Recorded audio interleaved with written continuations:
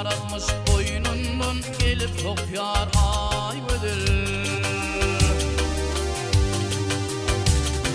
Gücüm ağır gücünden vurup yıkyan ay ödül. Yürek dökül kanlıkta canım sıkar ay ödül.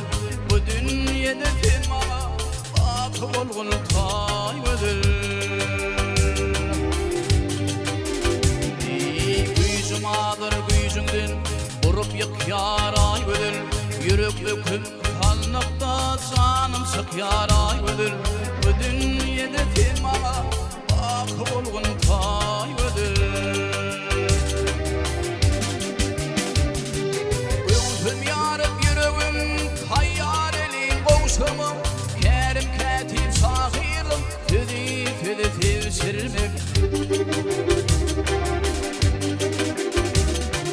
Tanhan tanlı fırını alıp derler tavsırmam. Hal edip huzumi kalbimiyle boğuşurmam. Asbağına yükledim bilim döker ay ödül.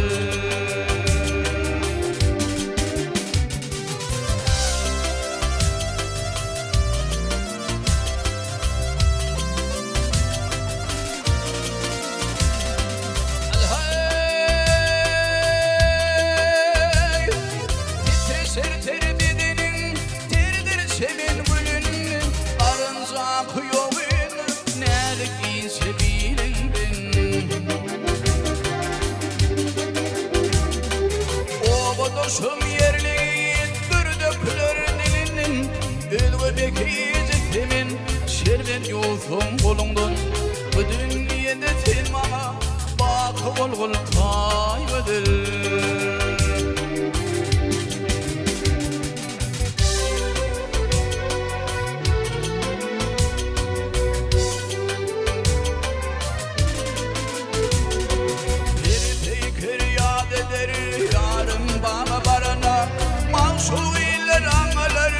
Eski yolunu durun.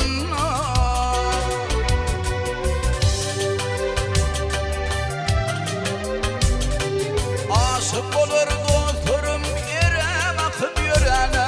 Noşuluk şillemetin kefil başı ulunu. Usunusun oturan dağdı feryat ay ödül. O buduşum yerliği